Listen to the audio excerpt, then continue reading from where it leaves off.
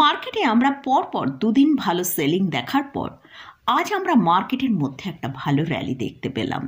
Nifty 128 point, bank Nifty 802 point এবং Sensex 535 point পজিটিভে close হয়েছে। সেক্ষেত্রে আমরা যদি মিড ক্যাপ এবং স্মল ক্যাপ ইন্ডেক্সের দিকে ফোকাস করি, সেখানে আজকেও আমরা কিন্তু একটা ভালো ডিক্লাইনি ট্রেড হতে দেখেছি। মিড ক্যাপ ইন্ডেক্স 0.5% নিচে এবং স্মল ক্যাপ ইন্ডেক্স 1.81% নিচেই ক্লোজিং দিয়েছে। তো মার্কেটে আগামীকাল কীরকম ট্রেড হতে পারে সেটা নিয়ে আলোচনা করব। এর সাথে সাথেই নিফটি ব্যাংক নিফটির কোথায় সাপোর্ট রয়েছে সে বিষয়েও আলোচনা করব। এছাড়াও একটা স্টক নিয়ে আলোচনা করব যে স্টকটায় আমরা দেখতে পাচ্ছি প্রায় 35%-এর মতন ডিক্লাইনে ট্রেড করছে। সেই স্টকটা হচ্ছে সিডিএসএল। এই সিডিএসএলে কেন এতটা সেলিং এসছে সেটা নিয়ে আলোচনা করব এবং আগামী দিনে এই স্টকে কী করা যেতে পারে সেটা নিয়েও আলোচনা করব। তাহলে ভিডিওটা শুরু করা যাক। আজকে আমরা মার্কেটের মধ্যে একটা ভালো র্যালি দেখলাম, কারণ reserve bank of India announce করেছে ইনফিউজ লিকুইডিটি মার্কেটে আসছে। সেটা গভর্নমেন্ট সিকিউরিটি পারচেসের মাধ্যমে 60,000 করোড় ওপেন মার্কেট অপারেশনের মাধ্যমে। এছাড়াও আমরা যদি দেখি নিফটি তার হায়ার লেভেল থেকে প্রায় 12% কারেকশন অলরেডি দেখিয়েছে। তো তার জন্য আমরা লার্জ ক্যাপ স্টকের ভেতরে দেখছি একটা ফেয়ার ভ্যালুতে ট্রেড করছে। তাই বিভিন্ন অ্যানালিসিসদের মতে যদি লং টার্ম পার্সপেক্টিভে এখানে এইসব স্টককে বাই করা যেতে পারে তাহলে একটা ভালো রিটার্ন আসার সম্ভাবনা আছে। তার জন্য আজকে আমরা দেখেছি লার্জ ক্যাপ স্টকে কিন্তু একটা ভালো বাইং এসছে। তো মেন এই দুটো কারণের জন্যই কিন্তু আজকে আমরা মার্কেটের মধ্যে এতটা র্যালি দেখতে পেয়েছি। তো আজকে আমরা ব্যাংকিং এবং ফাইন্যান্স স্টকের মধ্যে প্রায় 2-5%-এর মতন র্যালি দেখেছি। এটা HDFC bank, axis bank, serum transport, কিন্তু আইসিআইসি ব্যাংক, বিভিন্ন স্টকের মধ্যে কিন্তু ভালো একটা র্যালি আজকে দেখেছি। মর্নিংয়ে নিফটি ওপেন হয়েছিল পজিটিভে, তো সেখান থেকে একটা প্রফিট বুকিং আসে। সেইটা নিফটি লো যেটা তৈরি করেছে 22,857 লো তৈরি করে সেখান থেকে নিফটি কিন্তু 280 পয়েন্ট অর্থাৎ 23,137 পর্যন্ত হাই তৈরি করেছিল, কিন্তু আমরা দেখলাম সেখানে কিন্তু সাস্টেন করতে পারলো না। সেখান থেকে একটা ভালো প্রফিট বুকিং এলো এবং আমরা ক্লোজিং টাইমে ক্লোজ পেলাম 22,957, অর্থাৎ 128 পয়েন্ট পজিটিভে আমরা ক্লোজ পেয়েছিলাম। তো মার্কেটের মধ্যে কিন্তু এই ভোলাটিলিটিটা এখন বেশ কিছুদিন চলতে পারে।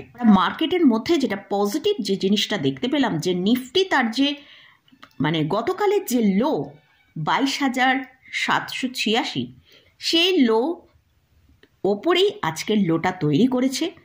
তাই নিফটির জন্য এখন যেটা স্ট্রং সাপোর্ট সেটা হচ্ছে 22,750। যতক্ষণ না নিফটি 22,750কে ব্রেক করে নিচে ট্রেড করছে ততক্ষণ কিন্তু নিফটির মধ্যে ফ্রেশ সেলিং আসছে না। নিফটিকে আমরা 22,857 ওপর আজকে লো তৈরি করেছে। তো মোটামুটি নিফটি যতক্ষণ এর ওপরে থাকবে এই 22,750-এর ওপর, ততক্ষণ কিন্তু নিফটির মধ্যে আমরা এরকম আপসাইড মুভ দেখতে পেতে পারি। আগামীকাল যদি নিফটি 23,050-এর উপর ট্রেড করতে থাকে তাহলে 23,200 থেকে 23,250 পর্যন্ত একটা আপসাইড দেখাতে পারে। আর যদি নিফটি কোনো কারণে 22,900-কে ব্রেক করে নিচে ট্রেড করে তাহলে নিচের দিকে 22,800 পর্যন্ত নিচের দিকে চলে আসতে পারে। তো এটা গেল নিফটি নিয়ে আলোচনা করলাম। এবারে আসছি ব্যাংক নিফটি। ব্যাংক নিফটি কিন্তু আজকে নিফটির থেকেও ভালো ট্রেড করেছে। ব্যাংক নিফটি ক্লোজিংও ভালো দিয়েছে, যেটা ব্যাংক নিফটি আজকে ক্লোজ দিয়েছে 48,866-তে। তো ব্যাংক নিফটি যতক্ষণ 48, যদি আগামীকাল আমরা দেখি ব্যাংক নিফটি 48,800-র ওপরে ট্রেড করছে, কিন্তু ব্যাংক নিফটিকে আমরা 49,200 থেকে 49,450 পর্যন্ত ওপরের দিকে মুভ করতে দেখতে পারি। আর নিচের দিকে যদি ব্যাংক নিফটি 48,400-কে ব্রেক করে নিচে ট্রেড করে তাহলে নিচের দিকে 48,150 থেকে 48,050 পর্যন্ত নিচের দিকে আসতে পারে। আর তো ব্যাংক নিফটির জন্য এখন যেটা স্ট্রং সাপোর্টের কাজ করছে সেটা হচ্ছে 47,850। যতক্ষণ ব্যাংক নিফটি এই 47,850-এর ওপর আছে সেক্ষেত্রে আমরা ব্যাংক নিফটির মধ্যে একটা ভালো আপমুভ দেখতে পেতে পারি। আর ব্যাংক নিফটি এই 47,850-কে ব্রেক করে যদি ট্রেড করে তবেই আমরা কিন্তু ফ্রেশ সেলিং আবার ব্যাংক নিফটির মধ্যে শুরু হতে পারে। তো এটা গেল নিফটি এবং ব্যাংক নিফটি নিয়ে আলোচনা করলাম। এবারে আসছি যে স্টকটা নিয়ে আলোচনা করছি সেটা হচ্ছে সিডিএসএল। এই সিডিএসএল এর এখন কারেন্ট প্রাইস চলছে 1263 টাকা। এই স্টকটাকে আমরা যদি লাস্ট এক মাসে দেখি সেটা 35% ডিক্লাইন হয়েছে এবং লাস্ট 5 ডেজে 15% ডিক্লাইন এসছে এবং আজকেও স্টকটার মধ্যে আমরা 6% ডিক্লাইন দেখতে পেয়েছি। এই স্টকটার লাস্ট এক বছরের যদি আমরা রিটার্ন দেখি সেখানে দেখতে পাচ্ছি 106% রিটার্ন দিয়েছে। তো এই যে স্টকটার মধ্যে এতটা সেলিং হচ্ছে, এই স্টকটার এখন সাপোর্টটা কোথায় আছে? আমরা যদি চার্টটা দেখি সেখানে দেখতে পাচ্ছি স্টকের জন্য এখন যেটা সাপোর্ট রয়েছে সেটা 1100 থেকে 1144 টাকা একটা স্ট্রং সাপোর্ট আছে। যদি এই স্টকটা এই রেঞ্জের কাছে সাপোর্ট নিতে পারে তাহলে কিন্তু স্টকটার মধ্যে একটা আপসাইড আসতে পারে।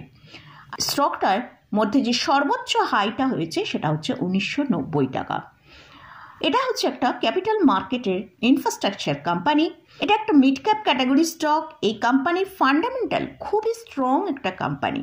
এদের মার্কেট ক্যাপিটালাইজেশন 26,000 করোড়ের ওপর।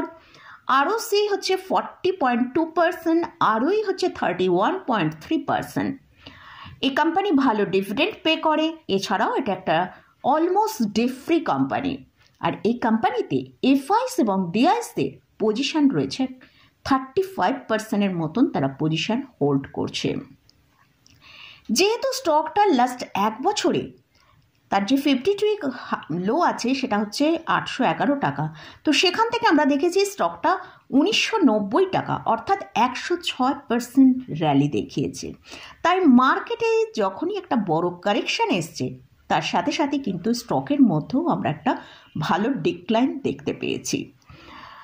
এছাড়াও এই স্টকের Q3 রেজাল্ট ভালো না আসার জন্য স্টকের মধ্যে আমরা কিন্তু একটা ভালো ডিক্লাইন দেখতে পাচ্ছি। সেলস এবং নেট প্রফিট দুটো জায়গাতেই আমরা প্রায় Q2 থেকে Q3-তে 15%-এর বেশি সেলসে এবং নেট প্রফিটে ডিক্লাইন এসছে। তার জন্যই কিন্তু আমরা স্টকের মধ্যে এতটা সেলিং দেখতে পাচ্ছি।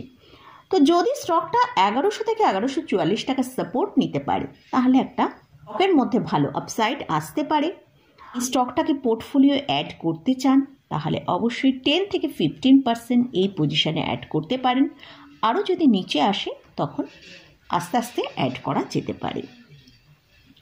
তবে এই স্টকে বা ইন্ডেক্সে আমি কোনো রেকমেন্ডেশন করছি না। যদি ইন্ডেক্সে বা স্টকে কোথাও কোনো পজিশন নিতে চান তাহলে তার আগে ভালো করে চার্ট অ্যানালিসিস করে নিয়ে তারপরে পজিশন নেবেন। তো মোটামুটি আজকের মতন ভিডিওটা এখানেই শেষ করছি।